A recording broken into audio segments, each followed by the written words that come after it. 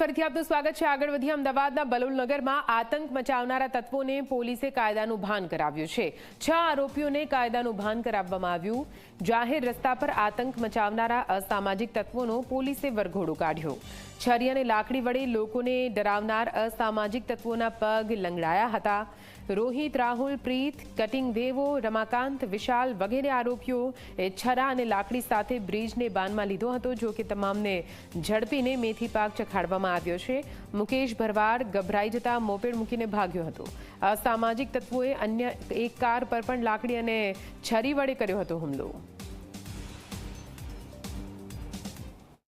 मुकेश भरवाड, रवि पटेल और तन्मय आ 3 लोग अलग अलग एक्टिवा, बुलेट और स्विफ्ट गाड़ी लईने राणी बाजूथी बलूनगर ब्रिज पर आवता था। और दरमियान आ लोग रोड पर एमना साथे मतलब हथियार था અને છરા ને એવું હતું। એ સાથે લોકો બબાલ કરતા હતા અને એમને રોકવાનો પ્રયત્ન કર્યો। એમાં સ્વિફ્ટ ગાડી નીકળી ગઈ અને એક જે મુકેશ ભરવાડ છે એને સાથે માથાકૂટ કરી, એટલે પોતાનું જે વાહન હતું એ મૂકીને નીકળી ગયો। અને બંને જે વાહનો હતા એ આરોપીઓ અને ડેકીની અંદર 49,000 રૂપિયા હતા, તે લઈને આરોપીઓએ સરસનગર વિસ્તારની અંદર આવીને વાહનોને તોડી નાખ્યા। રાહુલ, રોહિત, અરુણ કટકી, દેવ વગેરે નામો છે અને એક આરોપી પકડવાનો બાકી છે।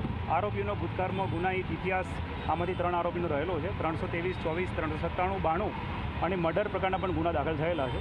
જે આરોપીને પોલીસે 24 કલાકમાં અટક કરી કાયદેસરની કાર્યવાહી હાથ ધરી।